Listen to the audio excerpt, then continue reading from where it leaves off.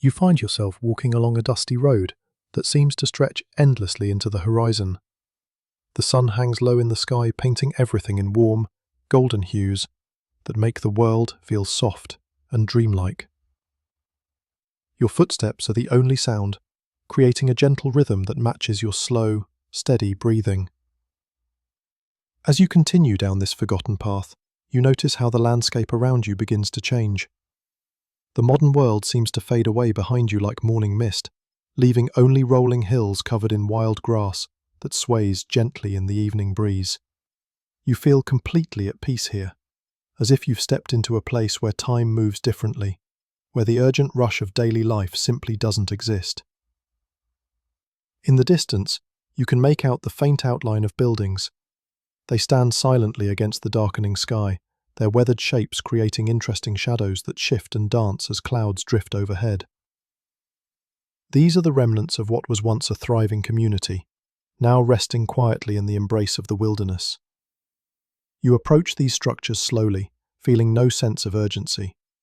There's something deeply calming about these old buildings, the way they've learned to exist peacefully with the wind and weather, the plants that grow around their foundations, and the small creatures that have made homes in their quiet corners. The first building you encounter appears to have been a general store.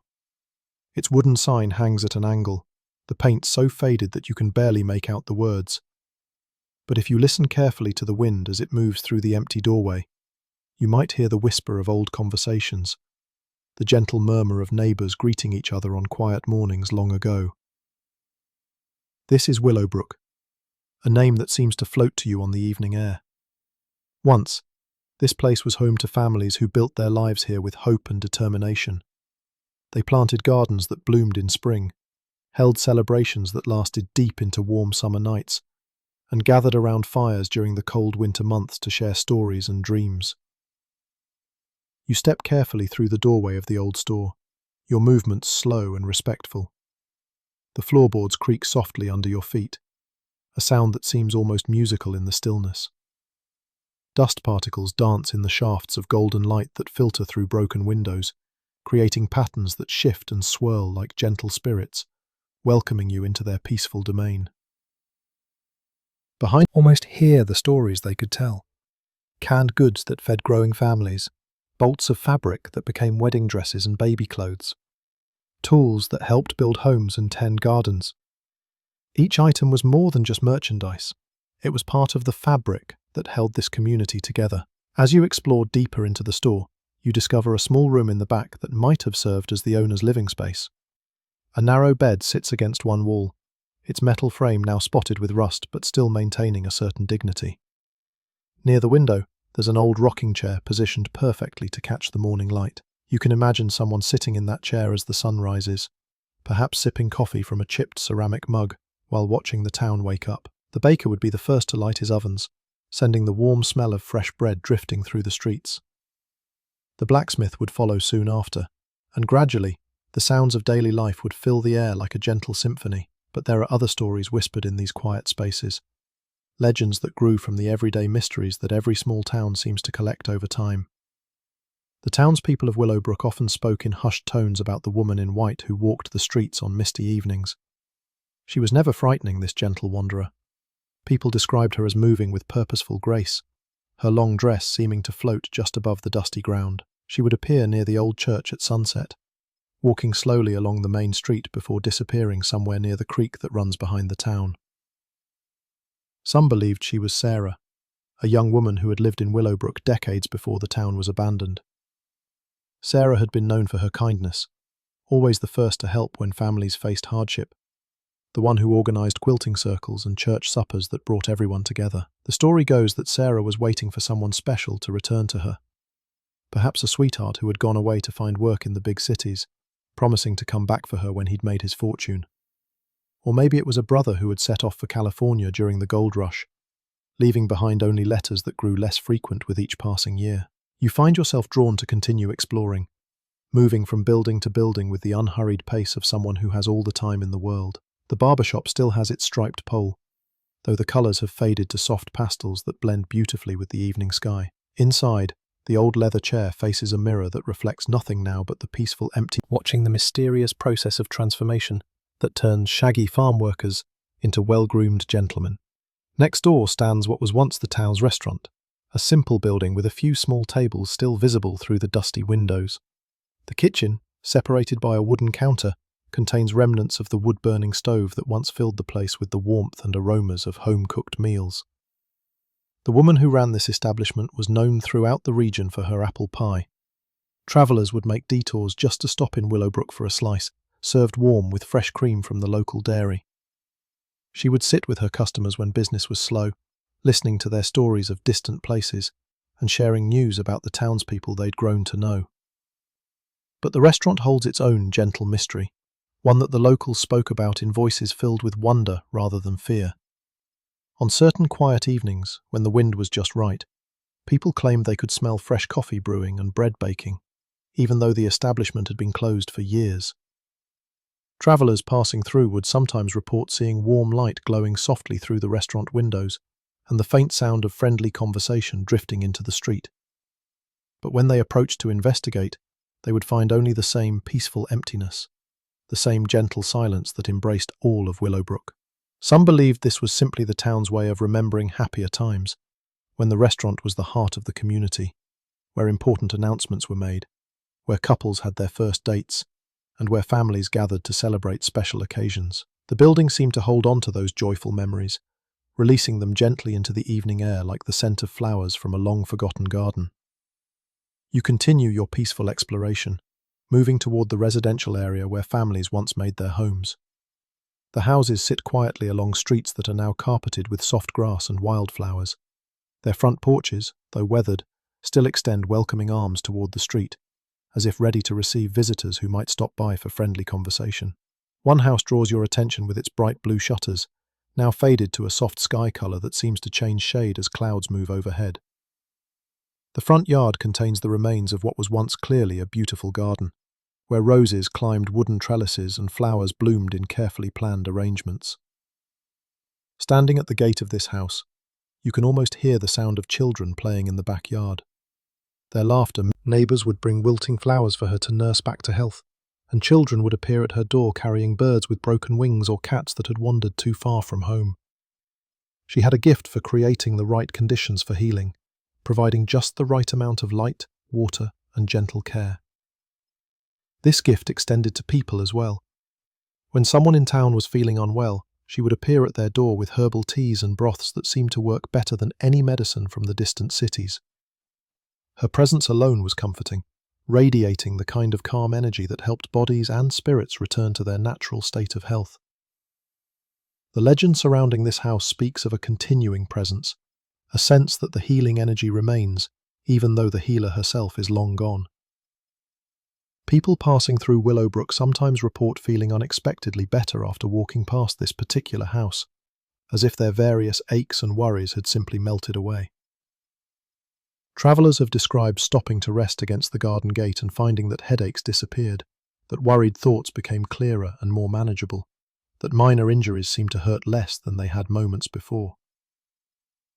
Some say they've seen movement in the upstairs windows, a gentle figure that might be tending to plants that exist only in memory. You decide to sit for a while on the front steps of this peaceful house, letting the evening settle around you like a comfortable blanket. The air is growing cooler as the sun continues its slow descent toward the horizon, painting everything in deeper shades of gold and rose. From this vantage point, you can see most of Willowbrook spread out before you.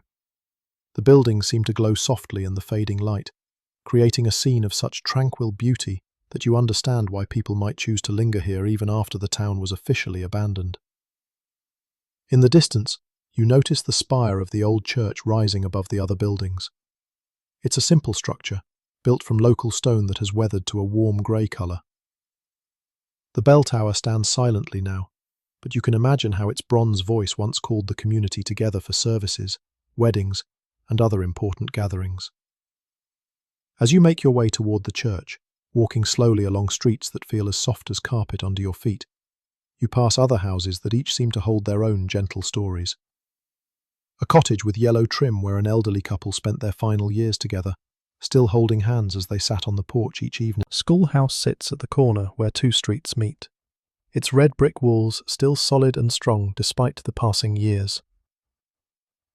Through the tall windows, you can see rows of empty desks, a blackboard that might still hold the faint traces of lessons taught long ago. The teacher's desk faces the room with patient dignity, as if still waiting for students to arrive for the day's learning. This was where children from all the surrounding farms would gather each morning, carrying lunch pails and slate boards, ready to discover new ideas and skills. The teacher was often the most educated person in town, someone who had come from the cities with a mission to bring knowledge to frontier communities. But the schoolhouse carries more than just memories of regular lessons. According to local legend, on certain quiet nights when the moon is full, the building seems to come alive with the soft sounds of learning in progress. Travellers have reported hearing the gentle murmur of children's voices reciting lessons, the scratch of chalk on the blackboard, and even the sweet sound of young voices singing traditional songs. These are not frightening experiences, but rather comforting ones, as if the building continues to fulfill its original purpose, even in emptiness. Some say they've glimpsed soft light glowing through the windows, the warm yellow radiance of oil lamps creating shadows that move as if students and teacher were still present, still engaged in the timeless process of passing knowledge from one generation to the next. You approach the church slowly, feeling a sense of reverence for this place, where the community gathered to mark life's most important moments.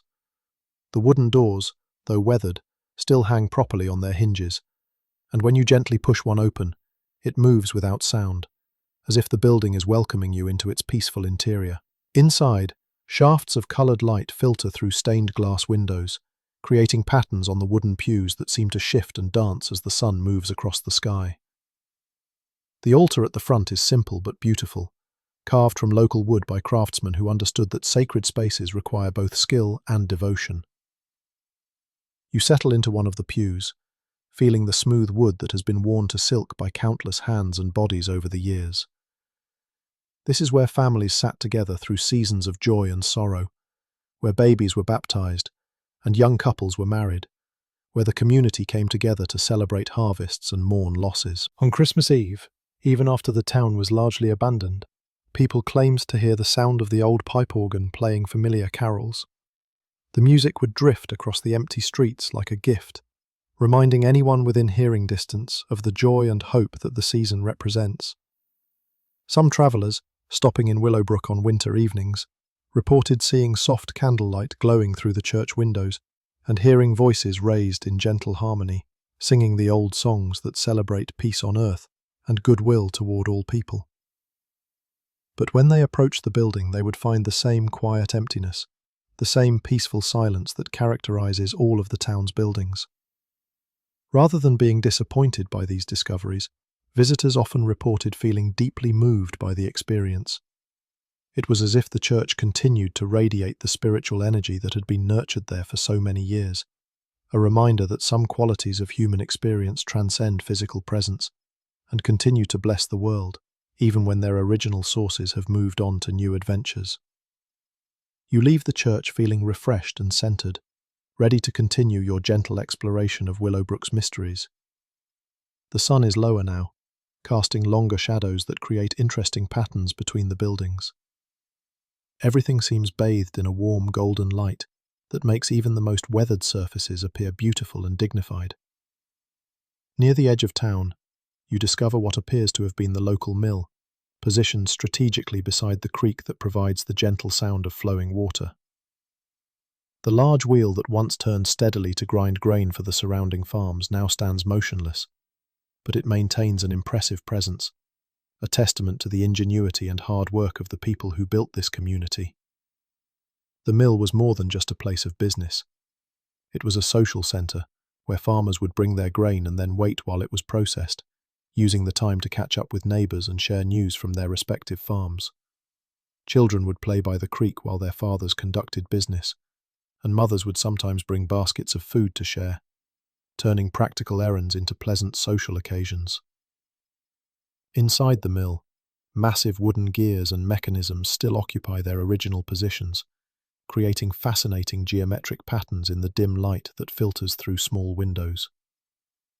These mechanical marvels represent hours of careful craftsmanship, designed to harness the power of flowing water. Struck families, he would continue grinding grain and providing flour, trusting that better times would eventually return. The legend suggests that this spirit of generosity continues to influence the mill, even in its silence. Travelers passing by have reported finding small piles of what appears to be flour near the building, always clean and fresh despite being exposed to the elements. Some have described hearing the sound of the great wheel turning on still nights, accompanied by the familiar rhythm of grinding that once provided sustenance for the entire community. These discoveries are never alarming but rather comforting, as if the mill continues to embody the principle that everyone deserves access to the basic necessities of life. The building seems to radiate a sense of abundance and sharing, reminding visitors that the best human qualities can persist even when their original contexts have changed completely. You sit beside the creek for a while, listening to the soothing sound of water moving over rocks and around fallen branches. This gentle music has continued unchanged for centuries, providing a constant background melody to all the human dramas that have played out in this location. The water seems to carry stories with it, memories of all the people who have sat in this same spot and found peace in its flowing presence. As the afternoon grows later, you notice that mist is beginning to rise from the creek, creating soft clouds that drift between the buildings like gentle spirits exploring their old neighborhood. This adds another layer of dreamlike beauty to the scene, making everything appear even more magical and mysterious than before. You decide to explore the residential area more thoroughly, wandering along streets where families once lived their daily lives, with all the small joys and challenges that make up human existence. Each house has its own character, its own story to tell through architectural details and the remnants of gardens and yards. One house catches your attention because of the elaborate woodwork that decorates its front porch. Someone with considerable skill and patience created intricate patterns that turn a simple porch into a work of art. You can imagine the craftsman working carefully, taking pride in every detail, understanding that his work would be appreciated by generations of people who would call this house home. This was the residence of the town's carpenter, a man whose skill with wood was legendary throughout the region. People would travel for miles to commission furniture, decorative elements, or repairs that particular children. When couples were planning weddings, he would craft hope chests that perfectly reflected their dreams for the future. His workshop, located in a building behind his house, was a place where neighbors would gather not just to discuss projects, but to enjoy the companionship of someone who understood the satisfaction that comes from creating beautiful and useful objects with one's own hands. The sound of his tools was a familiar part of the town's daily rhythm, as recognizable and comforting as the church bells or the mill wheel. According to local legend, the carpenter's generous spirit continues to influence his old workshop. People exploring Willowbrook have reported finding small wooden objects near the building, simple but perfect creations, like carved birds, smooth worry stones, or tiny boxes with fitted lids. These items are always beautifully made, showing the same attention to detail that characterized the carpenter's living work.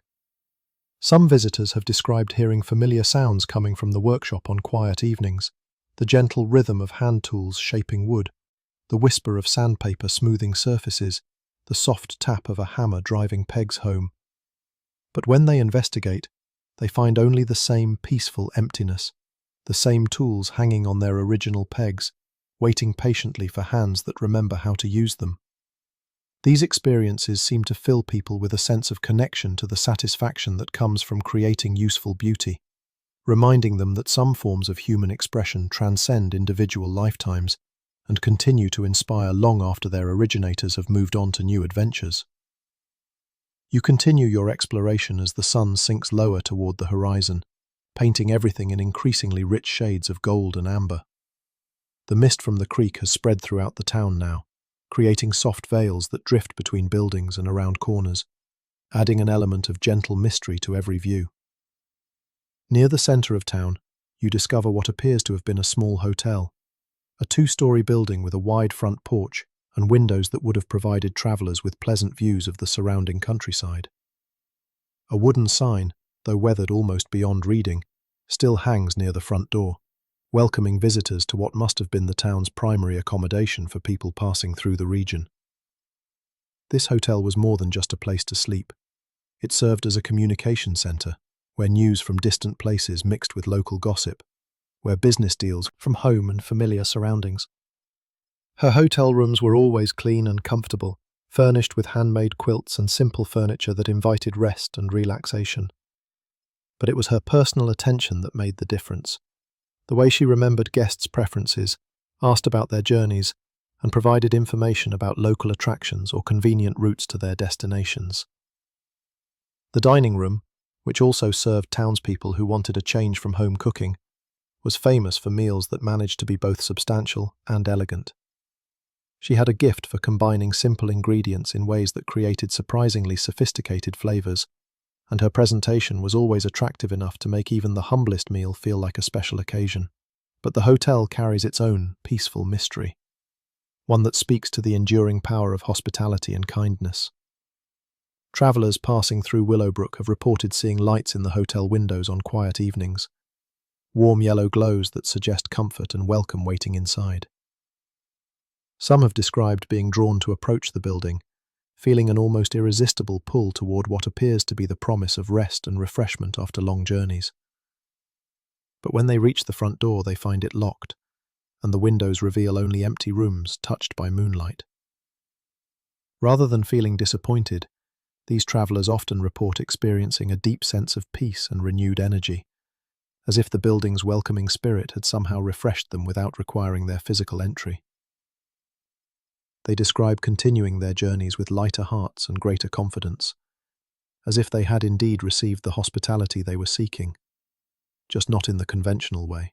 This legend reflects the understanding that true hospitality exists in the intention to serve and comfort others, and that this intention can transcend physical limitations to continue blessing travellers long after its original source has moved beyond the need to provide such services. You climb the steps to the hotel's front porch and settle into one of the rocking chairs that still occupy their original positions facing the street.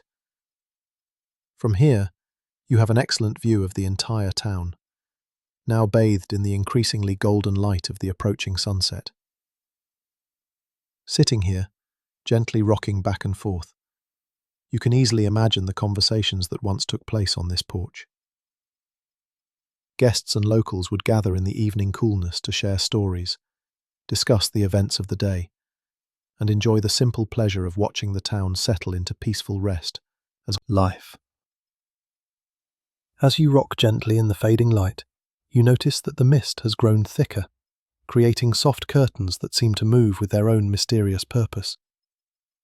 Sometimes a building will disappear entirely behind these gentle clouds, only to emerge moments later looking somehow refreshed and renewed, as if the mist possesses healing properties that restore both physical structures and spiritual energy. This is the time of day when Willowbrook's legends seem most believable, when the boundary between what was and what is becomes beautifully unclear. The town seems to exist in a state of gentle suspension, neither fully present nor completely absent, but occupying some peaceful middle ground where time moves according to its own natural rhythms. You begin to hear soft sounds drifting through the mist, not alarming or intrusive, but gentle and musical. Perhaps it's the wind moving through empty buildings in ways that create accidental melodies. Or maybe it's the creek finding new paths around obstacles, changing its song as it adapts to the landscape. Whatever the source, the effect is deeply soothing, like a lullaby that the town sings to itself as night approaches. From your comfortable position on the hotel porch, you watch as the first stars begin to appear in the darkening sky. They seem unusually bright here in Willowbrook, undiminished by artificial lights that would compete for attention. The absence of modern illumination allows the natural beauty of the night sky to reveal itself fully, creating a canopy of gentle lights that make the earthbound town seem to sparkle in response. As darkness deepens, you notice that some of the buildings seem to glow softly with their own interior light. This isn't the harsh brightness of electric illumination, but rather the warm, golden radiance that comes from oil lamps and fireplaces, the kind of light that invites rather than demands attention. This gentle luminosity doesn't reveal specific activities or identifiable figures, but rather suggests the continuing presence of life and warmth within structures that appear empty during daylight hours. It's as if the buildings remember how to be homes and businesses and gathering places, and continue to fulfill those functions on a level that transcends physical reality. The effect is deeply comforting rather than mysterious or alarming. Willowbrook seems to be demonstrating that communities can persist in forms that go beyond conventional understanding, that the bonds between people and places can survive transitions that might appear slightly in the gentle radiance that seems to emanate from every building. Through its windows, you can almost see shelves that are fully stocked, a counter where friendly transactions are taking place, a community space where neighbours gather to share news and maintain the connections that make life meaningful. The barbershop and restaurant display the same subtle luminosity, suggesting activities and conversations that continue on levels that don't require physical participants. The residential houses seem especially warm and welcoming, as if families are gathered inside for evening meals and quiet conversations that bind generations together in love and mutual support. Walking past the schoolhouse, you hear what might be the soft sound of a piano, someone playing gentle melodies that seem designed to calm rather than energize. Perhaps it's a teacher preparing for the next day's lessons, or students practicing songs they'll perform at the next community gathering. The music drifts through the evening air like a gift, adding another layer of beauty to an already magical scene. The church appears to be softly illuminated from within, and you can almost hear the murmur of voices raised in prayer or meditation. Not the formal recitation of traditional services, but the kind of spontaneous expressions of gratitude and hope that arise when people feel truly connected to something larger than their individual concerns. The mill beside the creek seems to pulse gently with the rhythm of flowing water, as if the building and the stream have learned to breathe together in perfect harmony. The sound creates a natural bass note that underlies all the other gentle sounds of the evening, providing a foundation of calm energy that supports the town's peaceful atmosphere. Even the carpenter's workshop seems alive with quiet activity, the soft sounds of creation and repair that represent humanity's enduring impulse to build, to fix, to improve the world through skilled and loving hands. These aren't the harsh noises of industrial production, but the gentle rhythms of craftwork done with patience and pride. As you complete your circuit of the town, returning to the dusty road where your exploration began, you realize that Willowbrook has shared something precious with you. Not just the stories of its legends and mysteries, but a demonstration of how communities can transcend the limitations of physical existence and continue to offer comfort, inspiration, and gentle wisdom to anyone who approaches with an open heart and mind. The road that lies behind you, Willowbrook continues its gentle existence, neither fully present nor completely absent, but occupying that peaceful space where the best aspects of human community persist in forms that transcend ordinary understanding. The town's soft glow provides a warm backdrop for your departure, as if blessing your journey and promising that the peace you've discovered here will travel with you, wherever your path may lead. The legends of Willowbrook aren't stories about supernatural events or frightening encounters. They're reminders that love, generosity, creativity, and community spirit possess a kind of immortality that allows them to continue blessing the world long after their original sources have moved beyond physical existence. As you walk slowly away from the town, you carry with you the understanding that every community, every family, every individual has the potential to create legends of their own. Not through dramatic gestures or extraordinary achievements, but through the accumulation of daily acts of kindness, moments of creativity, expressions of love, and choices that prioritize the well-being of others alongside personal happiness. The dusty road feels soft and welcoming under your feet, and you realize that your breathing has become deeper and more regular during your time in Willowbrook. Your shoulders have relaxed, your mind has quieted, and you feel more connected to the simple pleasures that make life meaningful. The beauty of natural light, the comfort of gentle sounds, the peace that comes from moving at a rhythm that honors both purpose and rest. In the distance, you can see the lights of other communities, other places where people are creating their own stories of connection and meaning. Some of these will become ghost towns themselves someday, but their essential qualities will persist in forms that continue to offer comfort and inspiration to future travelers on roads not yet imagined. The night air carries scents that remind you of home. Flowers blooming in darkness. Fresh water flowing over stone. Wood that has weathered gracefully through seasons of change. These are the fragrances of continuity. Elements that connect all human experiences across time and space. Above you, the stars provide gentle illumination for your journey. Their ancient light reminding you that some sources of guidance and beauty are so distant that they exist primarily as memories. Yet they continue to influence and inspire simply through their remembered presence. This is perhaps the deepest lesson of Willowbrook, that influence and blessing can persist long after their sources have transformed into something beyond physical reach, rather than an interruption. The landscape around you continues to change gradually. Hills giving way to valleys, forests alternating with open meadows, but the essential character of the place remains constant. This is country that understands the value of taking time, of allowing natural rhythms to determine the pace of important activities. You begin to encounter other abandoned settlements as you travel, each with its own character and its own gentle mysteries. A farming community where the fields still seem to bloom with ghostly crops that nourish the soil even in their invisibility. A mining town where the sounds of honest labour echo softly through empty shafts, reminding the earth of human gratitude for its buried treasures. A trading post where merchants from distant lands once gathered to exchange not just goods, but stories, songs, and recipes that enriched cultures far from their points of origin. The building still seems to hum with the energy of cultural exchange, as if conversations about exotic spices and rare textiles continue on levels that transcend the need for physical participants. Each of these places adds its own gentle music to the evening symphony, creating layers of memory and meaning that transform your simple walk into a journey through the accumulated wisdom of human communities that understood how to live in harmony with both the land and each other. A riverboat landing appears beside a waterway that reflects moonlight like scattered diamonds. Here, passengers once boarded vessels that would carry them to distant cities, their hearts full of dreams and their belongings packed with careful optimism. The landing still seems to vibrate with the excitement of departures and the joy of arrivals, as if the essential energy of travel and reunion persists even when the boats themselves have found other waters to explore. You pause at this landing to rest and reflect, sitting on what might once have been a bench where travellers waited for their transportation to arrive. The sound of water moving steadily toward distant destinations provides a soothing background rhythm that helps you organize your thoughts and feelings about the places you've discovered.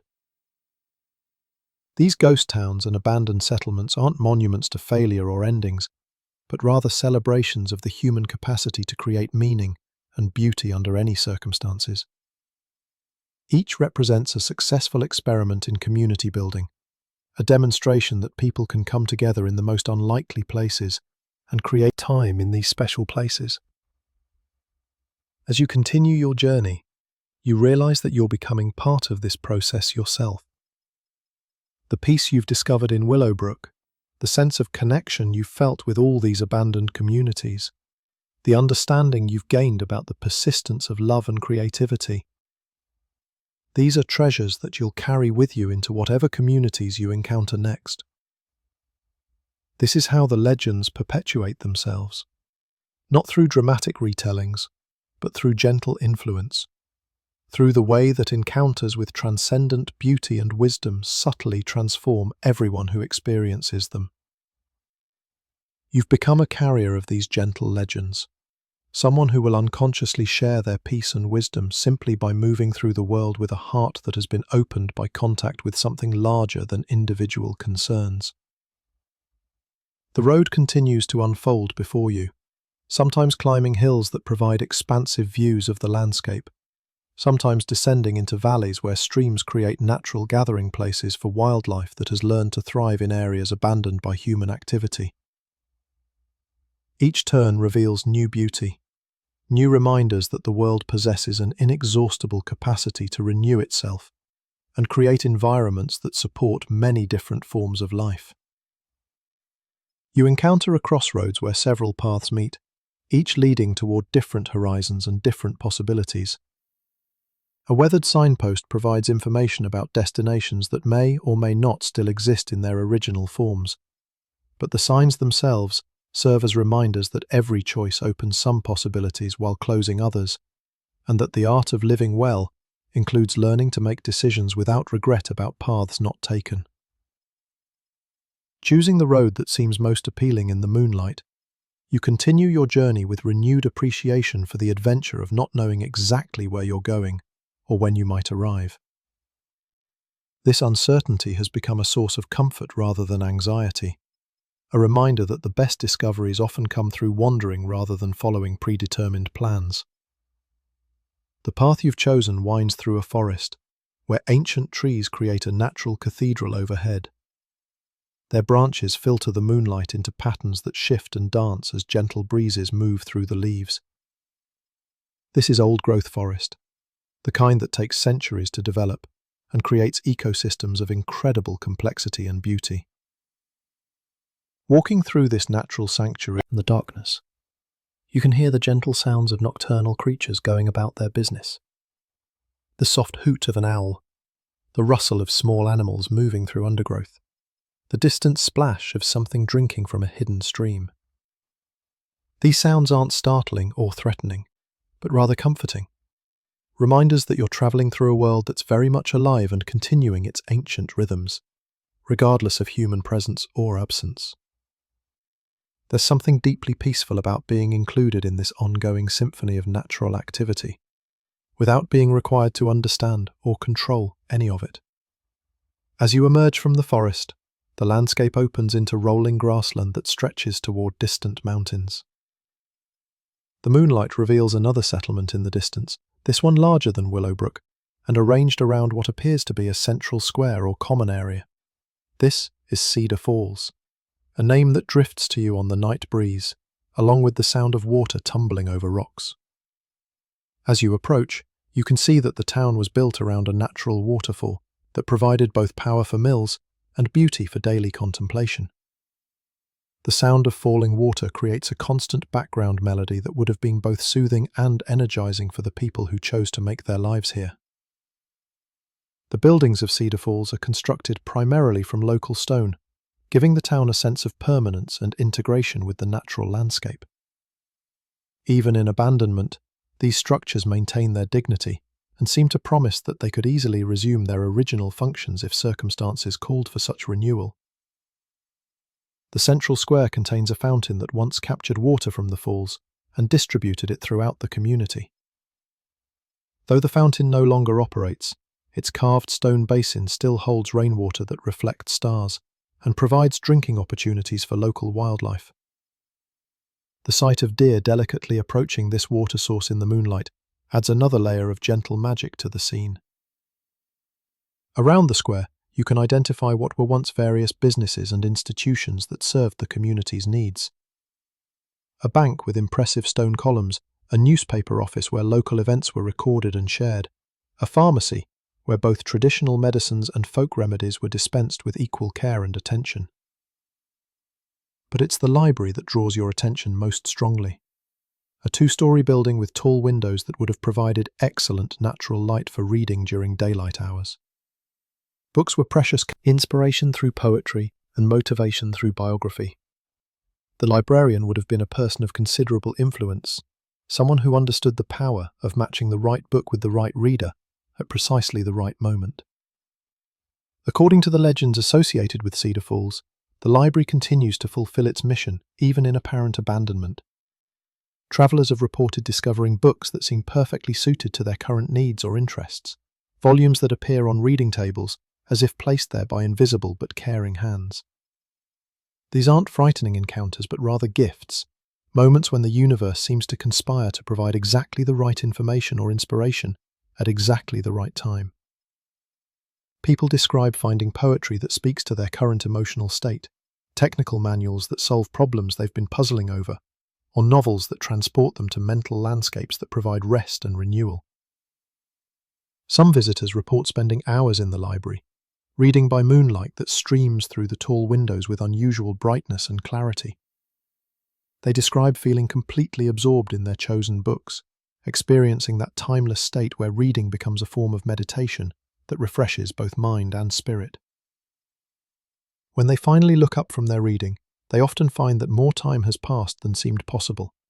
But rather than feeling tired or disoriented, they feel deeply rested and filled with new energy for whatever challenges await them in their continuing journeys. You decide to explore the library yourself, climbing the stone steps that lead to its imposing front door.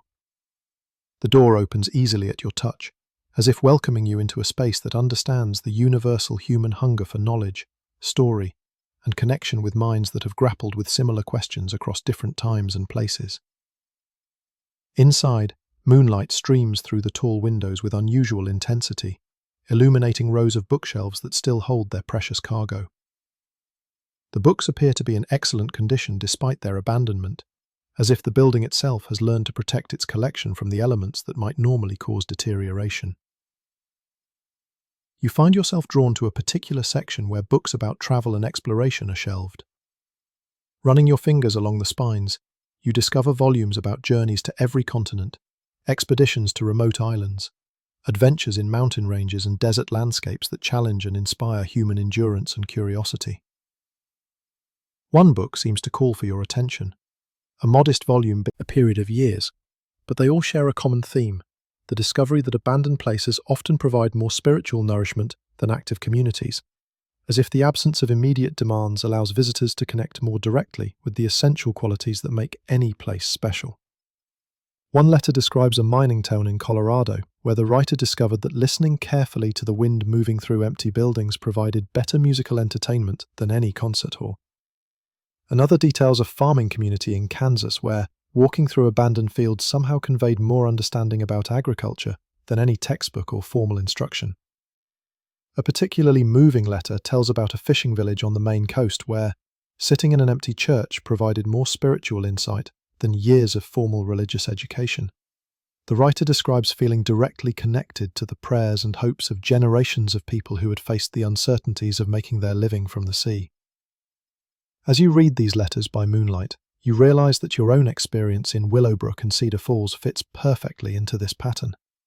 Something about the absence of immediate human activity seems to allow the essential qualities of places to express themselves more directly, without the distractions and complications that come with active use. This doesn't suggest that active communities are less valuable, but rather that different states of being reveal different aspects of truth. Abandoned places offer opportunities for reflection and connection that complement rather than compete with the energy and excitement of living communities. You close the book gently and return it to its place on the shelf, feeling grateful for the way it has helped you understand your own journey more clearly. The library seems to pulse with quiet satisfaction, as if it has successfully fulfilled its mission of connecting a reader with exactly the right information at exactly the right moment. Leaving the library, you continue your exploration of Cedar Falls by moonlight. The pharmacy displays bottles and jars that still line its shelves, creating interesting patterns of light and shadow as moonbeams filter through colored glass. Some of these containers might still hold herbs and compounds that were used to treat ailments and promote health in ways that combine scientific knowledge with traditional wisdom passed down through generations of healers. The newspaper office contains printing equipment that speaks to the importance of communication and shared information in maintaining community bonds. Handset type, printing presses, and stacks of paper represent the technology that allowed small communities to stay connected with regions that last for generations, were clearly designed by people who intended to create a permanent community that would support their descendants for centuries to come. Each house displays architectural details that reveal the personality and priorities of its original inhabitants. Elaborate gardens that have now returned to wildness, but still show traces of their original design. Workshops and outbuildings that were constructed to support specific hobbies or occupations. Porches and patios that were positioned to take advantage of particular views or exposures. One house draws your attention because of the astronomical observatory that occupies its roof. Someone in Cedar Falls was clearly fascinated by the night sky and invested considerable effort in creating a space for celestial observation and study. The telescope, though obviously unused for years, is still positioned as if ready to resume its exploration of distant stars and planets. This was the home of the town's teacher, a woman who understood that education should encompass not just practical skills, but also wonder and curiosity about the larger universe that contains all human experience. Her students learned mathematics by calculating planetary orbits, geography by studying the relationship between Earth and other celestial bodies, and literature by reading myths and stories that helped different cultures make sense of the patterns they observed in the night sky. But her greatest gift was the ability to help people understand their connection to something infinitely larger than their immediate concerns. Through astronomy, she taught lessons about patience, persistence, and humility that served her students well in all aspects of their lives. According to local legend, the observatory continues to fulfill this educational mission. People exploring Cedar Falls have reported being drawn to climb the narrow stairs that lead to the roof, where they find the telescope seemingly positioned to reveal exactly the celestial objects that will most inspire or comfort them at that particular moment. Some describe discovering planets that appear unusually bright and clear, as if the atmosphere has become especially transparent to allow better viewing conditions. Others report seeing meteor showers or other astronomical events that fill them with awe and remind them of their place in the cosmic dance that includes everything from the smallest atomic particles to the largest galaxy clusters. These experiences invariably leave people feeling more connected to the universe and more comfortable with the mysteries that surround human existence. They describe returning from the observatory with renewed perspective on their personal concerns, understanding that their individual problems and joys. Telescope stands silently in its housing, pointed toward a section of sky that seems especially rich with stars. When you look through the eyepiece, you discover that it's focused on a constellation that seems unusually bright and clear, despite the instrument's age and apparent lack of maintenance. The stars form patterns that appear to shift and dance slightly as you watch, creating the illusion that the celestial bodies are communicating directly with anyone patient enough to observe carefully. Sitting beside the telescope on a small stool that was obviously positioned there for extended observation sessions, you find yourself drawn into contemplation of the vast distances and timescales that astronomy reveals. The light reaching your eyes from these stars began its journey years or even centuries ago, connecting you directly with events that occurred long before your birth. This perspective helps put your own journey through abandoned communities into a larger context. Just as starlight travels across impossible distances to reach observers who never knew the original source, the influence of people and places can persist long after their original forms have transformed into something unrecognizable. The peace you've discovered in these ghost towns, the wisdom you've gained from their gentle legends, the sense of connection you feel with communities that existed decades or centuries ago. All of these experiences demonstrate that meaningful influence transcends the limitations of immediate physical presence. After spending time in quiet contemplation under the stars, you climb down from the observatory and continue your exploration of Cedar Falls. The experience has left you feeling more centered and more connected to the continuing story of which your own journey forms a small but significant part. Near the edge of town, you discover what appears to have been a small theatre, a building designed to bring entertainment and cultural enrichment to a community that valued artistic expression alongside practical accomplishments. The stage, though empty now, still maintains its dignified presence, ready to support performers who understood that art serves essential human needs that can't be met through purely practical activities. This theatre hosted travelling companies that brought news and entertainment from distant cities, local productions that showcased community talent, and educational programs that helped people understand their place in the broader cultural conversations of their time. It was a place where imagination was celebrated and where people could explore ideas and emotions that might not have appropriate outlets in their daily work, rather than entertaining conventional ways. Some describe glimpsing movement on the stage when they peer through the windows, shadowy figures that might be actors rehearsing scenes that explore timeless themes of love, loss, hope, and redemption. But these sightings are never alarming or dramatic. Instead, they seem to offer comfort and reminder that creative expression continues, even when its original contexts have changed.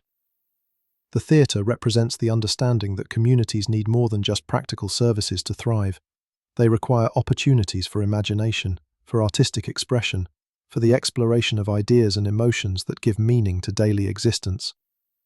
The building's continuing presence in Cedar Falls serves as a monument to the belief that creativity is as essential to human well-being as food, shelter, and security. You sit in one of the old theatre seats, feeling the worn velvet upholstery that has been softened by countless other audiences who gathered here to share in the magic of live performance. Looking toward the empty stage, you can almost see the productions that once brought this space to life, with music, drama, and the special energy that exists only when performers and audiences come together in shared appreciation of artistic expression. The silence in the theatre is different from the quiet you've experienced in other abandoned buildings. This feels like the expectant hush that falls over an audience just before a performance begins, a sense of anticipation and readiness that suggests something meaningful is about to occur. As you sit in this expectant silence, you begin to understand that you've become both performer and audience in your own journey through these abandoned communities. Your careful attention to their stories and legends, your respectful exploration of their buildings and landscapes, your willingness to be changed by what you discover. All of these constitute a form of performance that honors the original intentions of the people who created these places. At the same time, you're serving as audience for the continuing performances that these communities offer through their persistent beauty, their gentle mysteries, and their demonstrations that love and creativity can transcend any limitations that appear to define or constrain them. This dual role helps explain why your journey feels so meaningful, despite its apparent simplicity. You're participating in an ancient form of theatre, where the distinction between performer and audience becomes beautifully unclear, where everyone involved is simultaneously giving and receiving gifts that enrich understanding and deepen appreciation for the abandoned places can continue to serve their original purposes, even when their conventional functions have ended. The sound of the waterfall becomes more prominent as you move toward the edge of Cedar Falls, reminding you that some aspects of these communities persist in completely unchanged forms. The water has been falling over these rocks for centuries, creating the same music and the same patterns of light and movement that attracted the original settlers to choose this location for their community. Standing beside the waterfall in the moonlight, you appreciate how it serves as both a monument to continuity and a symbol of constant change. The water is always different, always moving, always responding to current conditions, yet the essential character of the fall remains unchanged across decades and centuries. This seems like an appropriate metaphor for the communities you've been exploring.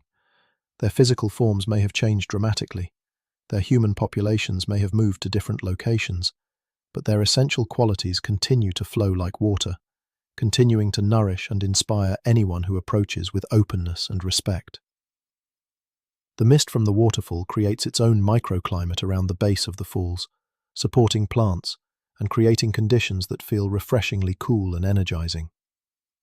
You spend time simply standing in this natural air conditioning, feeling the tiny droplets of water settle on your skin like blessings, like reminders that renewal and refreshment are always available to anyone willing to seek them out. As you prepare to leave Cedar Falls and continue your journey, you take one final look back at the town spread out in the moonlight. The stone buildings seem to glow with their own internal light, creating a scene of such peaceful beauty that you understand why travelers continue to be drawn to these abandoned places, despite having no practical reason for such visits. Cedar Falls has demonstrated another way that communities can persist beyond their original forms, another example of how human values and achievements can transcend the circumstances that originally supported them. The town continues to offer education through its library, healing through its pharmacy, inspiration through its theatre, and connection to the cosmos through its observatory. These services are provided not through conventional transactions, but through the deeper process of recognition and appreciation that occurs when visitors approach with genuine curiosity and respect. Cedar Falls serves anyone who understands that some forms of learning and healing happen best in quiet spaces, where external distractions are minimized and engagement that complements rather than contradicts the mental and spiritual activities that have occupied most of your attention. As you gain elevation, you begin to see more of the surrounding territory spread out below you in the moonlight. The landscape is dotted with other communities, some still active and glowing with electric lights, others dark and mysterious like the places you've been exploring. This elevated perspective helps you understand that abandoned and active communities exist side by side throughout the landscape, each serving different needs and offering different kinds of experiences. The active communities provide the practical services and social connections that support daily life, while the abandoned ones offer opportunities for reflection, inspiration, and connection with values and traditions that might otherwise be forgotten in the rush of contemporary existence. Both types of communities are necessary for a complete life, just as both activity and rest are required for physical health, or both conversation and solitude are needed for emotional well-being. Your journey is helping you understand how to integrate these different kinds of experiences into a more complete approach to living. The mountain road leads you to another crossroads, where several paths converge near what appears to be an abandoned trading post. This was obviously a strategic location where travelers from different directions would meet to exchange goods, information, and stories about conditions in the territories they had recently visited. The trading post itself is a large log building that seems designed to accommodate many different kinds of activities simultaneously. Sleeping quarters for travelers who needed to rest before continuing their journeys. Meeting rooms where business negotiations could be conducted in comfort and privacy. Storage areas for goods waiting to be transported to distant markets. Common areas where people could gather for meals and conversation. But most importantly, the trading post served as a communication hub, where information flowed freely between people who might otherwise never have encountered each other. News from distant cities mixed with reports about trail conditions, weather patterns, and opportunities for trade or employment in various regions. This function was perhaps more valuable than any of the material goods that were bought and sold here. In an era when long-distance communication was slow and unreliable, places like this trading post served as vital nodes in networks that allowed widely scattered communities to stay informed about events and conditions that might affect their well-being.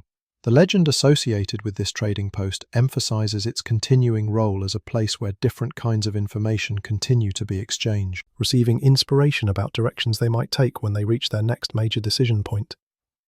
These insights don't come through supernatural revelations, but rather through the kind of mental clarity that often emerges when people take time to rest and reflect in places that are specifically designed to support such activities. The trading post seems to maintain an atmosphere that encourages the kind of thinking that synthesizes information from multiple sources and reveals patterns that might not be apparent during the immediate press of daily concerns.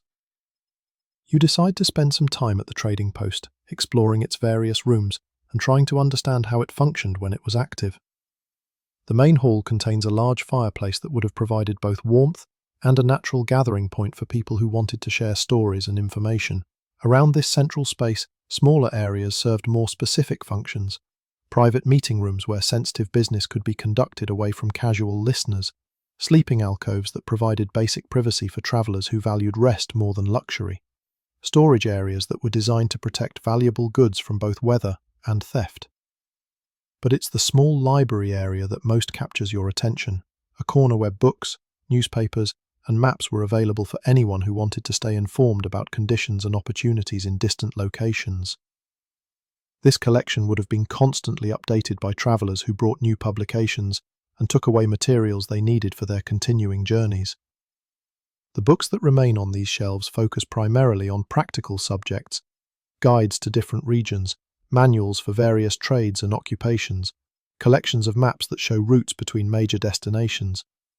But there are also volumes of poetry and philosophy, reminders that even the most practical travelers needed nourishment for their spirits as well as their bodies. One book draws your particular attention, a journal that appears to have been maintained by various travelers who used the trading post over a period of many years. Each person who contributed to this journal added their own observations about places they had visited, people they had met, and lessons they had learned during their travels. Reading through these entries by moonlight, you discover a fascinating collection of wisdom about the art of traveling well. One contributor emphasizes the importance of approaching each new place with curiosity rather than judgment, allowing each community to reveal its own character, instead of comparing it to places visited previously. Another writes about the value of traveling slowly enough to notice detail and internal growth, explaining that external journeys provide opportunities for internal transformation, but only if travelers remain open to being changed by what they encounter, rather than simply collecting experiences to add to their personal inventories. As you read these observations, you realize that your own journey through abandoned communities has been following many of the principles described by these earlier travelers. Your slow pace, your willingness to be changed by what you discover, your focus on understanding rather than simply experiencing, all of these choices have contributed to the depth and meaning of your adventure. You add your own entry to the journal, describing your visits to Willowbrook and Cedar Falls and reflecting on what you've learned about the persistence of community values and the different ways that places can continue to serve human needs even after their original functions have ended. Writing in this journal feels like participating in an ongoing conversation about the meaning and value of travel that extends across generations of people who have chosen to explore the world with open hearts and curious minds. Your contribution becomes part of a collective wisdom that will be available to future travelers who might benefit from the insights that emerge when people take time to reflect carefully on their experiences. After completing your journal entry, you explore the sleeping quarters of the trading post to see if any of them might provide comfortable rest for the remainder of the night. You find a small room with a narrow bed that feels clean and welcoming, despite its obvious age and abandonment.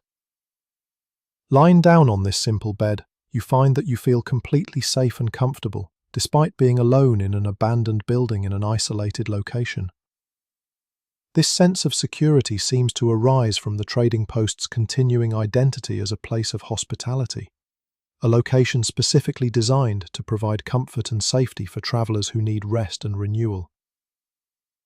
As you settle into sleep, you can hear the gentle sounds of wind moving through the building's various spaces, creating soft music that seems designed to promote peaceful dreams. Occasionally, you catch fragments of what might be distant conversations, other travelers sharing their experiences and planning their continuing journeys. But these sounds are comforting rather than disturbing, reminders that you're part of a continuing tradition of people who choose to explore the world with curiosity and respect. The trading post continues to fulfill its original function as a place where travelers can rest. Creativity persist across time and space to continue blessing the world in forms that transcend conventional understanding. You dream of walking through communities where the distinction between past and present has become beautifully unclear, where people from different eras work together on projects that serve needs that exist in all times and places. The dreams feel more real than many waking experiences, as if sleep has allowed you to perceive layers of reality that are normally hidden by the assumptions and limitations of ordinary consciousness. When you wake in the early morning, you feel more rested and refreshed than you have in months. The trading post has provided exactly the kind of sleep that restores both body and spirit, the kind of rest that prepares travelers for whatever challenges and opportunities await them in the continuing adventure of conscious existence. The sunrise through the trading post windows creates patterns of light that seem to celebrate the beginning of a new day, full of possibilities for discovery and growth. You pack your few belongings slowly, taking time to appreciate the shelter and comfort that this place has provided, understanding that you're now ready to continue your journey with renewed energy and deeper wisdom. Before leaving, you take one final look around the trading post, memorizing details that will help you remember not just what you've seen, but how it felt to be welcomed into a place specifically designed to serve travelers who approach their journeys with respect and curiosity. The road that leads away from the trading post descends gradually through landscape that becomes more pastoral as you travel.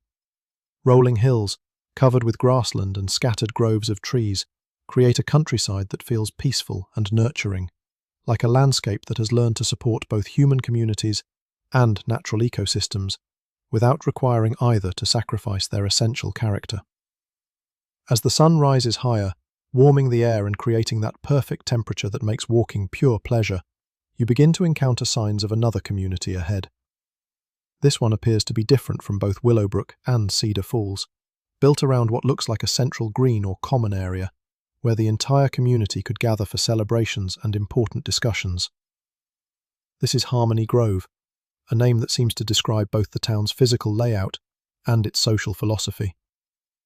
The buildings are arranged in a circle around the central green, creating a sense of equality and mutual support that must have influenced every aspect of community life. As you approach, weakened by honouring different approaches to common challenges. The central green is dominated by a large oak tree that must have been ancient even when the town was first established. Its massive trunk and spreading branches create a natural cathedral that would have provided shade for summer gatherings and a focal point for community activities throughout the seasons. Under this tree you can imagine the entire population of Harmony Grove gathering for town meetings, where important decisions were made through discussion and consensus, rather than through voting or authority from distant governments.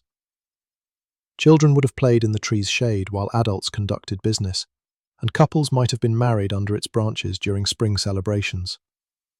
The tree continues to provide these services, even in the town's abandonment, offering shelter for wildlife and serving as a monument to the enduring power of growth and renewal. Its presence suggests that some aspects of community life are so fundamental that they continue regardless of changes in human population or activity. The houses around the green display the architectural diversity that makes Harmony Grove unique among the communities you've visited. A log cabin that reflects Scandinavian building traditions sits next to a stone cottage that might have been built by settlers from Ireland. An adobe house suggests Spanish colonial influences, while a frame house with elaborate gingerbread trim represents Germanic craftsmanship. Each house was clearly built with care and attention to both function and beauty, but the variety of styles creates a visual symphony that celebrates cultural diversity while maintaining overall harmony. The community must have understood that different approaches to common challenges can strengthen rather than divide groups of people who share fundamental values about cooperation and mutual support. You decide to explore several of these houses, beginning with the log cabin that displays some of the finest craftsmanship you've ever seen. The logs are fitted together with such precision that no chinking is needed between them, and the corners are joined with complex notching that represents both structural engineering and artistic expression. Inside, the cabin maintains the simple elegance that characterizes the best examples of vernacular architecture. Every element serves a practical function, while contributing to an overall aesthetic that creates feelings of comfort and well-being. The fireplace is positioned to heat the entire space efficiently, while providing a focal point for family activities. Windows are placed to maximize natural light, life comfortable and convenient. A sleeping loft that creates privacy for adults while allowing parents to maintain contact with children sleeping below. According to local legend, this cabin was built by a master craftsman who understood that homes should serve both physical and spiritual needs. He took time to bless each log before putting it in place, and he carved protective symbols into structural elements where they wouldn't be visible, but would continue to radiate positive energy throughout the building. People exploring Harmony Grove have reported feeling unusually peaceful and secure when they spend time in this cabin, as if the blessing energy continues to influence anyone who enters with respect and appreciation. Some describe experiencing the kind of deep sleep that comes only in places where every element has been designed to promote rest and renewal. Others report feeling inspired to create things with their own hands after spending time in this cabin, as if contact with such excellent craftsmanship awakens dormant creative impulses and provides models for combining function with beauty in daily life. The stone cottage next door represents a completely different approach to creating comfortable living spaces, but one that achieves similar results through different means. The stones were clearly selected and placed with great care, creating walls that seem to grow from the earth itself rather than being imposed upon the landscape. Inside, the cottage feels like a continuation of natural caves or rock formations, spaces that provide shelter and security while maintaining connection with earth energies that promote stability and groundedness. The floors are made from slate that stays cool in summer and holds warmth in winter, and the windows are positioned to frame specific views of the surrounding landscape, like living paintings. This was the home of the community's herbalist, a woman who understood the medicinal and spiritual properties of plants and who maintained extensive gardens that provided healing remedies for the entire population of Harmony Grove. Her cottage was designed to support this work, with special rooms for drying herbs, preparing tinctures, and consulting with people who needed both physical healing and emotional guidance. The legend associated with this cottage speaks to the continuing presence of healing energy that seems to radiate from its stone walls and herb gardens. Visitors have described discovering plants growing in the cottage gardens that seem perfectly suited to address their current health concerns, as if the herbalist's knowledge continues to manifest in forms that serve contemporary needs. Some report that simply spending time in the cottage helps them understand their own bodies better, teaches lessons about living in harmony with seasonal changes and lunar phases. The adobe house represents yet another cultural tradition, one that emphasizes the importance of thermal mass and passive solar design in creating comfortable living environments.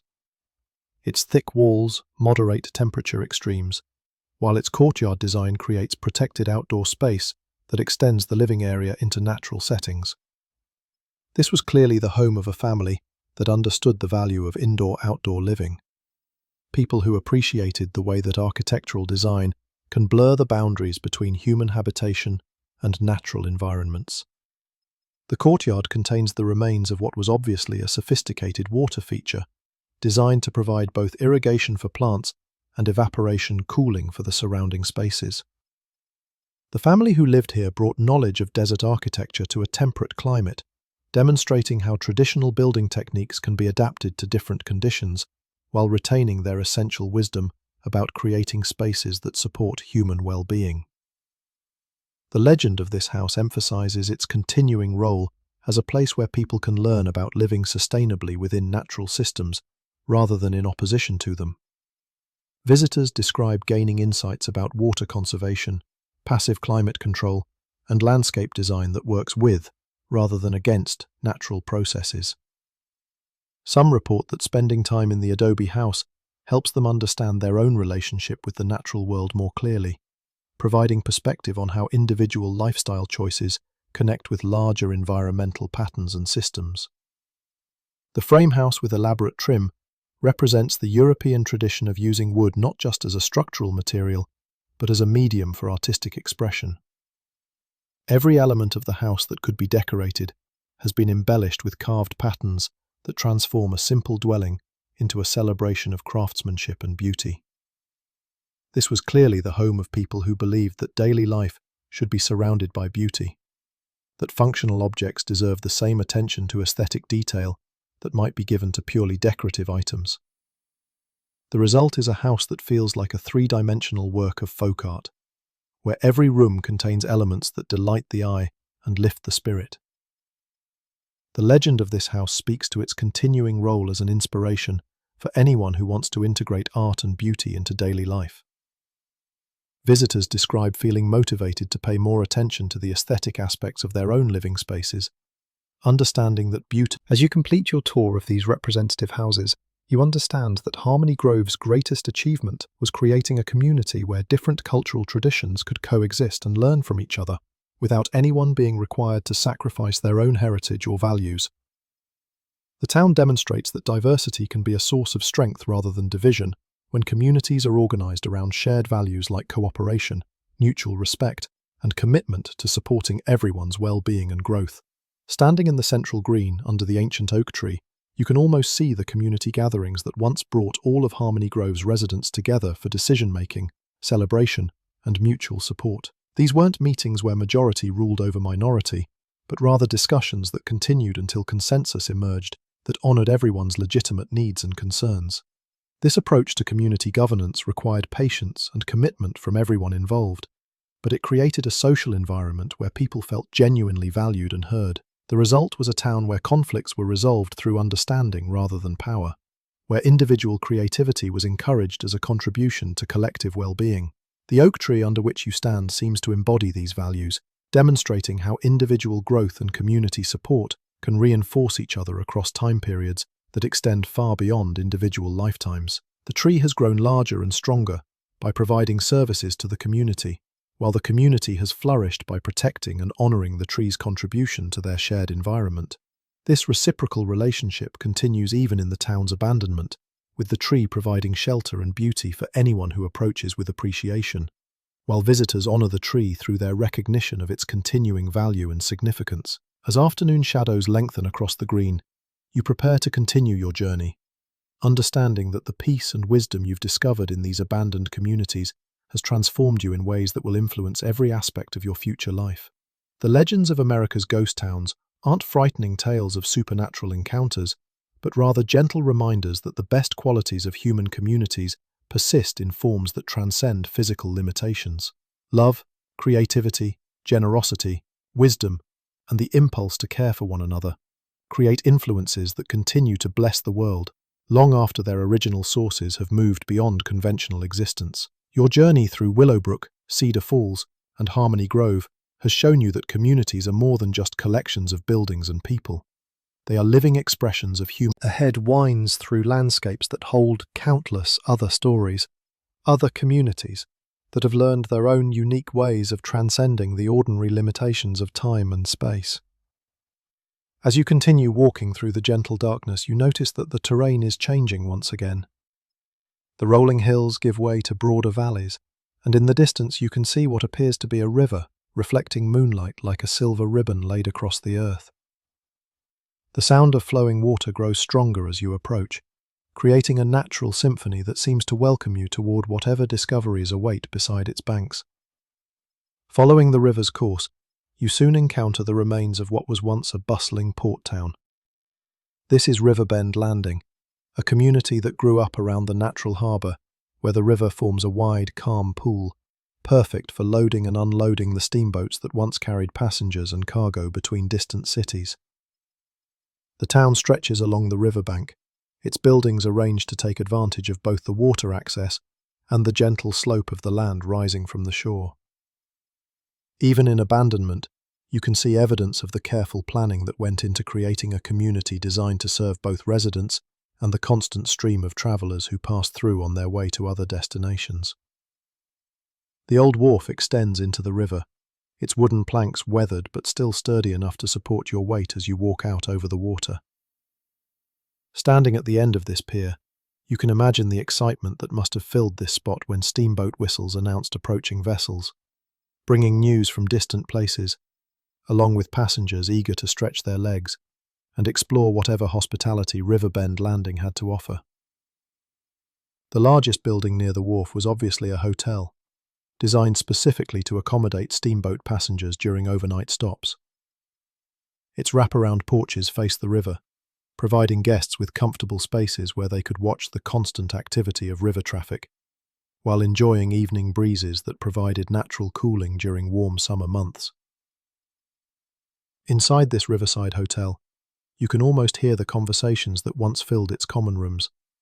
Traders discussing commodity prices in distant markets, families planning their new lives in Western territories, adventurers sharing tales of exotic places and unusual encounters. The hotel served as a crossroads where different worlds intersected, creating opportunities for the kind of cultural exchange. Continuing travels, advice about river conditions, recommendations for reliable guides, or suggestions about supplies that would prove essential in territories they plan to explore. But when they try to identify the source of this helpful guidance, they find only the same peaceful emptiness that characterizes all the buildings in these forgotten communities. Others report experiencing profound conversations with fellow travelers, discussions that provide new perspectives on important life decisions, or help resolve conflicts that have been troubling them for months or years. These encounters feel completely real and deeply meaningful. Yet when the conversations end, the other participants seem to fade away like morning mist, leaving behind only their wisdom and encouragement. The hotel represents the understanding that hospitality involves more than just providing food and shelter. True hospitality creates spaces where people can encounter exactly what they need for their physical, emotional, and spiritual well-being, even when they didn't know they needed it when they arrived. You spend time exploring the hotel's various rooms, each designed to serve specific aspects of the traveler's experience. Guest rooms that prioritize comfort and rest, dining areas that encourage conversation and community, reading rooms where people could catch up on news from distant places, or lose themselves in books that transported them to entirely different worlds. But it's the hotel's music room that most captures your imagination. This space was clearly designed for evening entertainment, with a piano positioned where a skilled player could provide background music for conversation, or more formal performances for guests who wanted to gather for shared appreciation of musical artistry. The piano still sits in its original position, its wooden case gleaming softly in the moonlight that streams through tall windows overlooking the river. When you gently press one of the keys, it produces a clear, pure tone that seems to hang in the air longer than should be physically possible, as if the room itself has learned to amplify and extend any music created within its walls. The legend surrounding this music room speaks to the power of artistic expression to create connections that transcend ordinary boundaries of time and space. Visitors to Riverbend Landing have reported hearing piano music drifting from the hotel on quiet evenings, melodies that seem specifically chosen to match their current emotional needs or life circumstances. Some describe hearing lullabies during periods when they're struggling with insomnia, finding that the gentle music helps them achieve the kind of deep, restorative sleep that had been eluding them freely to anyone who approaches with openness and appreciation. People often find themselves humming these mysterious melodies for days after their visits to Riverbend Landing, discovering that the music continues to provide comfort and inspiration long after they've moved on to other locations. Moving away from the hotel, you explore other buildings that served the river trade and the permanent residents who made their lives in this busy port town. A chandlery where ship supplies were sold alongside household goods, creating interesting juxtapositions between nautical equipment and domestic necessities. A bank that handled not just local financial needs, but also the complex transactions required for long-distance trade. A post office that served as a communication hub for the entire region, where letters from distant relatives might wait for months before reaching their intended recipients, and where news about important events was shared informally as people gathered to collect their mail and send their own messages to loved ones in faraway places. But perhaps the most important building in Riverbend Landing was the combination warehouse and trading post, where goods from throughout the river system were stored, sorted, and prepared for shipment to their final destinations. This massive structure represents the economic foundation that supported the entire community, the practical foundation that allowed all the other aspects of town life to flourish. Inside the warehouse, you can see the organizational systems that allowed workers to efficiently handle the incredible variety of merchandise that flowed through this river port. Separate areas for different types of goods, loading equipment designed to transfer heavy items between boats and storage areas, office spaces where complex transactions were recorded and managed. The scale of these operations speaks to the incredible energy and ambition of the people who created Riverbend Landing. They understood that their small community could play a significant role in the economic networks that connected distant regions, that their strategic location beside the river gave them opportunities to contribute to something much larger than their individual lives or local concerns. According to legend, the warehouse continues to process goods and facilitate trade, but now on levels that transcend ordinary commercial transactions. People exploring Riverbend Landing have reported discovering exactly the supplies or equipment they need for their continuing journeys, items that appear in the warehouse as if specifically prepared for their particular requirements. These aren't supernatural materializations, but rather synchronous discoveries, moments when travelers find that their genuine needs align perfectly with resources that are available, but seeking books about specific topics might find relevant volumes that had somehow escaped earlier notice. The warehouse seems to embody the principle that abundance exists everywhere for those who approach their needs with patience, creativity, and willingness to accept help in forms they might not have expected.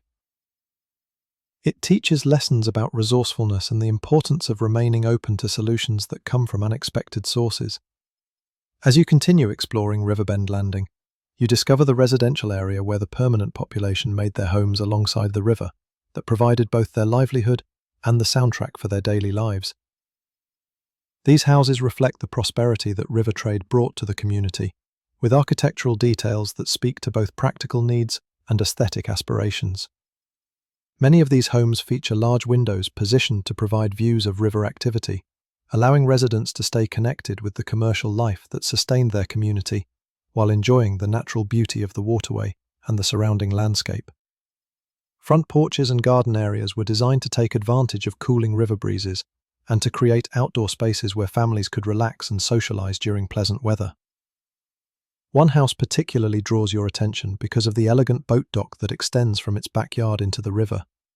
This was clearly the residence of someone who understood that living beside water provides opportunities for recreation and transportation that shouldn't be wasted. The dock includes both utilitarian features for securing boats and aesthetic elements that transform a simple pier into an attractive addition to the property's landscaping. This was the home of the river pilot, a woman whose knowledge of water levels, current patterns, and navigation hazards made her invaluable to steamboat captains who needed local expertise to safely navigate this section of the river. Her services were essential during certain seasons when changing conditions could make familiar routes dangerous for vessels whose captains weren't intimately familiar with local variations. But she was more than just a technical expert. The pilot understood that her knowledge represented a form of stewardship, a responsibility to help others navigate safely through territories that could be challenging or dangerous without proper guidance. She took pride in her ability to read the subtle signs that revealed hidden obstacles or changing conditions, and she shared this knowledge freely with anyone who approached her with respect and genuine need for assistance. The legend associated with her house speaks to the continuing availability of guidance for anyone who needs help navigating difficult passages, their progress toward important goals. This guidance doesn't come through dramatic revelations, but rather through the kind of quiet clarity that emerges when people take time to reflect in places that embody wisdom and careful observation. The pilot's house seems to radiate an atmosphere of calm competence, encouraging visitors to trust their own navigation abilities while remaining open to advice from sources that understand the territory they're trying to traverse. Some people describe sitting on the pilot's dock and finding that their most pressing concerns somehow organize themselves into manageable challenges with clear solutions. Others report gaining new perspectives on long-standing problems, understanding approaches that hadn't occurred to them despite months or years of trying to find satisfactory resolutions. The dock itself serves as a meditation space, where the gentle motion of water provides a natural rhythm that helps quiet mental chatter and allows deeper wisdom to emerge. Sitting here in the moonlight, watching the river flow steadily toward distant destinations, you feel connected to the eternal principle of movement and change that underlies all life experience. Further along the riverbank, you discover what appears to have been a boat-building workshop, where the specialized watercraft needed for river navigation were constructed and repaired. This wasn't mass production, but rather custom craftsmanship, with each vessel designed to meet the specific needs of its intended owner and the particular challenges of its planned use. The workshop contains tools and materials that speak to the incredible skill required to create boats that were both functional and beautiful. Vessels that could handle the practical demands of river navigation while providing their owners with pride and satisfaction in possessing something that represented the highest standards of traditional craftsmanship. The boat builder who worked here understood that watercraft need to achieve perfect balance between competing demands: strength and flexibility, speed and stability, capacity and maneuverability. Each boat represented hundreds of decisions about materials, techniques, and design details that would ultimately determine whether the finished vessel would serve its owner well or prove disappointing in actual use. According to local legend, the workshop continues to create vessels, but now they're designed to help people navigate the metaphorical waters of their personal and spiritual journeys. People exploring Riverbend Landing have reported gaining insights about how to build inner resources that provide stability during turbulent periods. Report gaining clarity about what materials and skills they need to develop in order to construct lives that will carry them safely toward their most important destinations. The workshop seems to embody the understanding that personal development, like boat building, requires patience, skill, and attention to countless small details that ultimately determine whether the finished product will perform well under real-world conditions. It teaches lessons about the importance of choosing quality materials, using proven techniques, and never rushing the construction process. As you explore the interior of the workshop, running your hands over tools that were shaped by years of skilled use, you feel connected to traditions of craftsmanship that value excellence over efficiency, beauty over mere functionality, and personal satisfaction over economic profit. These values seem to radiate from every surface, encouraging anyone who enters to approach their own life projects with similar dedication and care.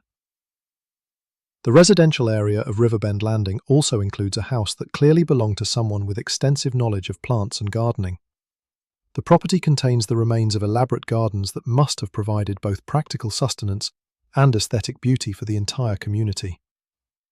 Even in their current wild state, these garden areas display evidence of sophisticated design and planning. Fruit trees that still produce edible crops despite years without human care. herb gardens where medicinal and culinary plants continue to grow in carefully planned combinations, flower beds that have naturalized but still show traces of the artistic arrangements that once made this property famous throughout the region. This was the home of the community's botanist, a man who understood that plants provide much more than just food and medicine. He recognized that gardens serve as living laboratories where people can observe natural processes, learn about the cycles that govern all life, and develop the patience and attention that are required for successful cultivation of anything worthwhile. His gardens were designed to demonstrate principles that apply to human development as well as plant growth. The importance of preparing fertile conditions before planting seeds, the need to provide appropriate amounts of water and light without overwhelming young growth with excessive attention, the wisdom of allowing natural timing to determine when harvesting should occur. The legend of this house emphasizes its continuing role as a teacher for anyone who wants to understand how to cultivate the conditions that allow good things to flourish in their own lives. Visitors have reported gaining insights about time, report learning to distinguish between helpful intervention and counterproductive interference, understanding when to act, and when to simply maintain supportive conditions while allowing natural processes to unfold. The gardens themselves continue to provide lessons about the rewards that come from consistent, patient care applied over long periods of time. Walking through these naturalized growing areas, you can see evidence of the incredible abundance that results when skilled planning is combined with respect for natural rhythms and cycles. Even without human maintenance, these gardens continue to demonstrate that properly designed systems can become largely self-sustaining, requiring only occasional guidance rather than constant intervention. This serves as a metaphor for personal development approaches that work with, rather than against, natural tendencies, creating conditions where growth and improvement can occur organically rather than through forced effort. Near the centre of Riverbend Landing, you discover a building that clearly served as the town's meeting hall, a space where residents could gather for community discussions, celebrations, and the various activities that bind groups of people together around shared values and common goals. The hall is large enough to accommodate the entire population during important gatherings, yet intimate enough to encourage the kind of personal interaction that builds genuine relationships.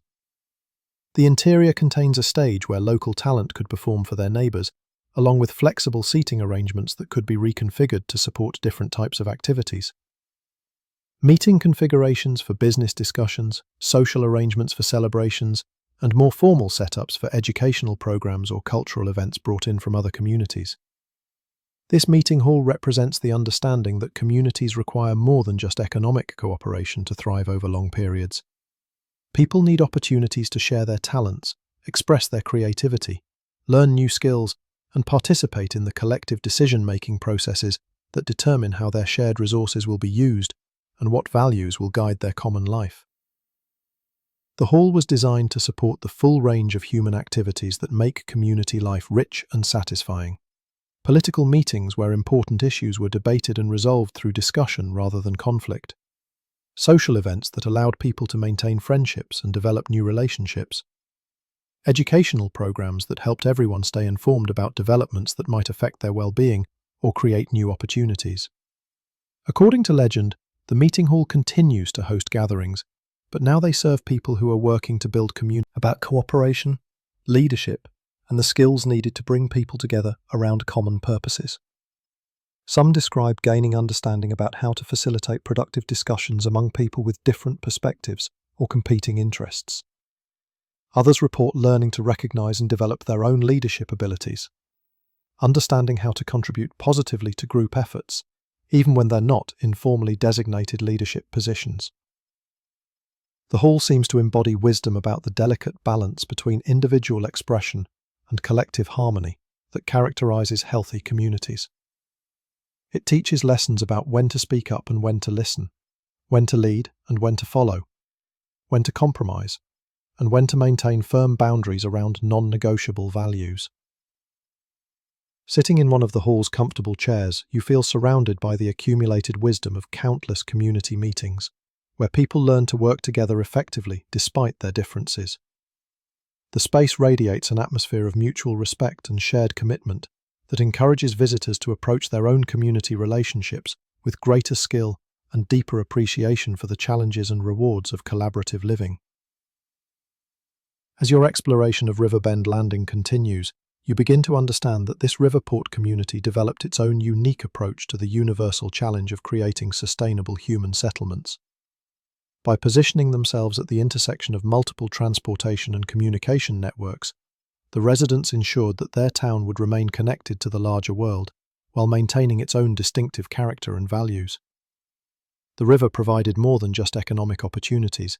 It served as a constant reminder of the importance of flow, movement, and adaptation in all aspects of life.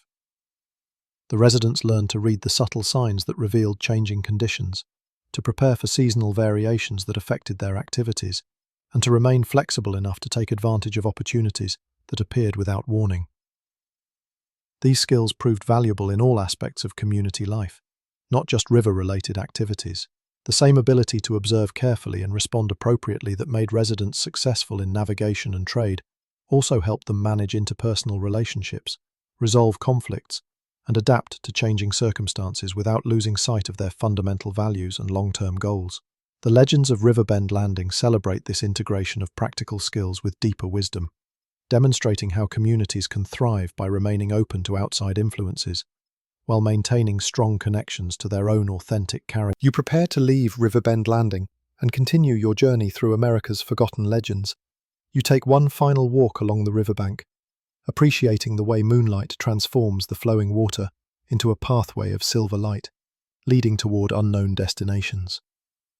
The sound of the current provides a constant reminder that all things are in motion, that change is the natural condition of life, and that wisdom consists of learning to move with grace and purpose through whatever circumstances arise. Behind you, the buildings of Riverbend Landing seem to pulse gently with their own interior light, as if the community continues its essential functions on levels that transcend ordinary perception. The town has demonstrated that some forms of service and hospitality persist indefinitely, available to anyone who approaches with genuine need and appropriate respect for the wisdom that has accumulated in places where people learn to live well together. The road that leads away from the river climbs through rolling countryside toward what appears to be a completely different type of landscape. As you gain elevation, the agricultural land gives way to rockier terrain, where different kinds of communities would have developed different approaches to the universal challenges of creating sustainable human settlements. In the distance, you can see the outline of mountains rising against the star-filled sky, their peaks creating dramatic silhouettes that promise new adventures and different kinds of wisdom. The air becomes cooler and cleaner as you climb, carrying scents of pine and other mountain plants that thrive in higher elevations, where growing seasons are shorter, but the rewards of successful adaptation can be particularly satisfying. Following a winding mountain road that demonstrates the engineering skills of people who understood how to work with, rather than against challenging terrain, you eventually arrive at what was once a mining town, built into the mountainside itself. This is Silver Creek, a community that grew up around the discovery of precious metals, hidden in the rocky slopes that rise steeply from a narrow valley floor. The town's buildings are arranged in terraces that follow the natural contours of the mountainside, creating an architecture of adaptation that makes dramatic use of the challenging topography, rather than fighting against it. Houses and businesses are connected by a network of stairs and walkways that transform the steep slopes into accessible urban space, while preserving the essential character of the mountain environment. Even in abandonment, Silver Creek maintains an air of conditions and unstable ground. The mine entrances are clearly visible as dark openings in the rocky slopes above the town, connected to the residential and commercial areas by a system of paths and mechanical lifts that allowed workers to travel safely between their homes and their underground workplaces. These transportation systems speak to the engineering sophistication that was required to make mountain mining both practical and sustainable. The largest building in Silver Creek was obviously the company headquarters, where the complex business operations of the mining enterprise were managed and coordinated. But, unlike many mining towns, Silver Creek appears to have been planned as a permanent community rather than a temporary extraction site, with public buildings and residential areas that were designed to support families and cultural activities alongside the practical demands of industrial operations. The town includes a substantial school building, evidence that the founders expected children to grow up here and wanted to provide them with educational opportunities that would prepare them for whatever futures they might choose. A community centre that could accommodate social activities and cultural events. A medical clinic that was equipped to handle both routine healthcare needs and the emergency situations that were inevitable in such a demanding work environment. According to local legend, Silver Creek's most remarkable characteristic was the way the community learned to find beauty and meaning in work that was inherently dangerous and difficult. The miners developed a culture that honoured both individual courage and collective responsibility, understanding that their survival depended on everyone performing their jobs with exceptional skill and attention to safety. This culture extended beyond work activities to encompass all aspects of community life. The same values that made underground mining successful, careful planning, mutual dependence, respect for expertise, and willingness to help others, even at personal cost, became the foundation for social relationships that were unusually strong and supportive, even by frontier standards. The legends speak of miners who would share their knowledge freely with newcomers, understanding that everyone's safety depended on everyone else's competence. Families who would care for injured workers as if they were their own relatives, knowing that circumstances could change without warning, and they might be the ones needing help. Community leaders who made decisions based on long-term sustainability rather than short-term profit, recognizing that their isolated location required them to plan carefully for all possible contingencies. These values created a community spirit that persists even in the town's abandonment. Visitors to Silver Creek guidance for anyone who approaches with respect for the challenges and rewards of life in demanding environments. Some describe gaining insights about how to find meaning and satisfaction in difficult work, understanding that personal fulfillment can come from mastering challenging skills and contributing to collective efforts that achieve important goals. Others report learning about the kind of mutual support that allows groups of people to accomplish things that would be impossible for individuals working alone. The mine entrances themselves serve as reminders that some of life's most valuable treasures are hidden beneath surface appearances and can be discovered only through patient exploration and willingness to venture into unknown territories. People exploring Silver Creek often report gaining understanding about their own hidden resources and untapped potentials, as if contact with the mining community helps them recognize valuable qualities within themselves that they hadn't previously appreciated. Walking through the town's narrow streets, you can appreciate the incredible ingenuity that went into creating livable space in such a challenging environment. Every level yard, every comfortable room, every functional business area represents triumph over obstacles that would have discouraged less determined people. The community serves as an inspiring example of what becomes possible when people combine practical skills with shared commitment to common goals. The residential areas of Silver Creek display the same adaptation to mountainous terrain that characterizes all the town's construction. Houses are built into the mountainside itself, with front rooms that offer spectacular views of the valley below, while back rooms extend directly into the rocky slopes for protection from winter weather and natural insulation that moderates temperature extremes. One house particularly captures your attention because of the way it incorporates natural rock formations into its basic structure, creating living spaces that feel like comfortable caves while providing all the amenities needed for family life. The building demonstrates how skilled architects can work with natural features rather than removing them, creating results that are both practical and aesthetically stunning. This was the home of the town's geologist, a woman who understood that successful mining required not just determination and hard work, but also scientific knowledge about rock formations, mineral deposits, and the natural processes that created the conditions where valuable materials could be found and safely extracted. Her house was designed to serve as both residence and laboratory, with special areas where rock samples could be analyzed, and geology associated with her house emphasizes its continuing role as a place where people can learn to read the subtle signs that reveal hidden possibilities in their own lives and circumstances. Visitors have reported gaining abilities to recognize opportunities that weren't obvious before their explorations of Silver Creek, understanding how to look beneath surface appearances to discover resources and potentials that had been waiting for proper recognition and development.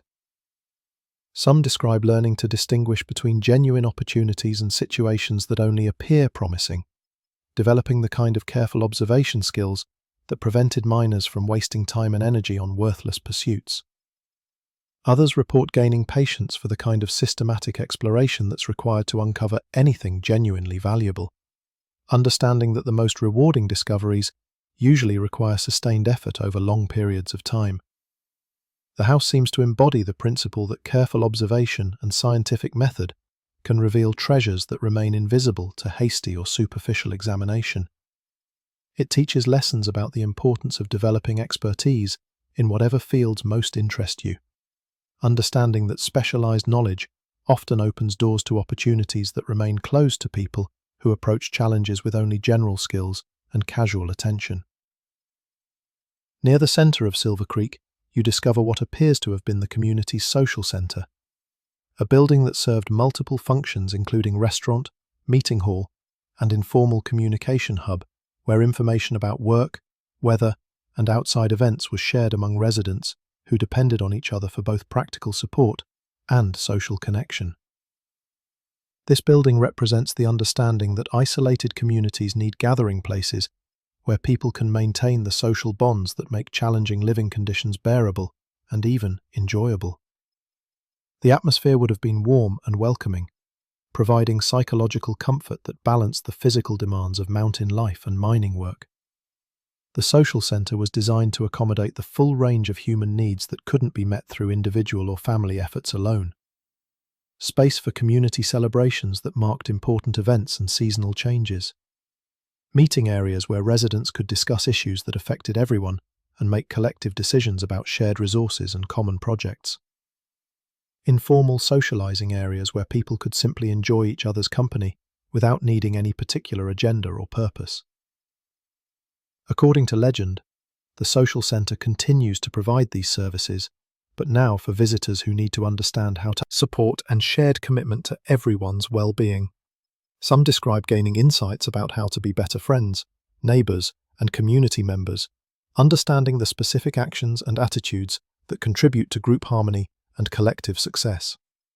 Others report learning to recognize and appreciate their own needs for social connection, understanding that individual achievement becomes more meaningful when it contributes to collective flourishing. The social center embodies wisdom about the balance between individual autonomy and community interdependence that characterizes healthy human settlements.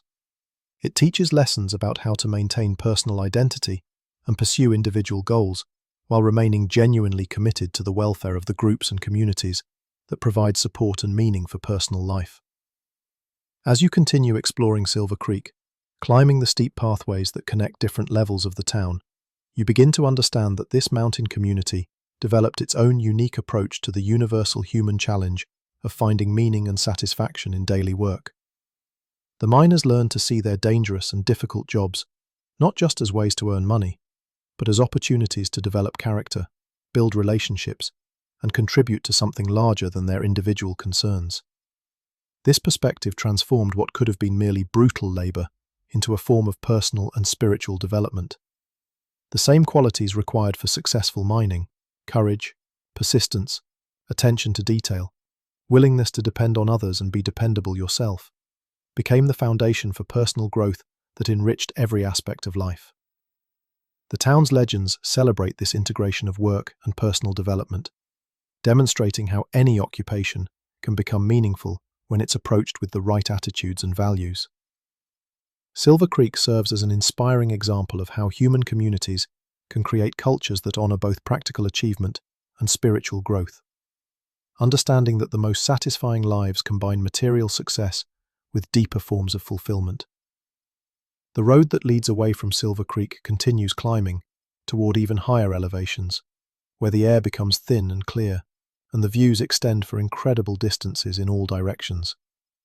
Walking these mountain paths in the peaceful darkness, you feel connected to all the people who have chosen to make their lives in challenging environments, because they understood that some forms of growth and achievement are possible only when people push themselves beyond the limits of comfortable and conventional existence. The legends of America's forgotten communities whisper their timeless wisdom. Treasures hidden in difficult places are often more valuable than anything that can be easily obtained. As night deepens over the mountain landscape, you continue walking at your own peaceful pace, breathing slowly and deeply, feeling perfectly safe and completely at rest In a world that offers infinite opportunities for those who approach life's challenges with courage, wisdom, and appreciation for the support that comes from genuine community with others who share similar values and aspirations. The road continues forever, just as it should, carrying travelers toward dreams they haven't yet imagined, in communities that exist wherever people gather, with commitment to helping each other discover and develop their highest potentials.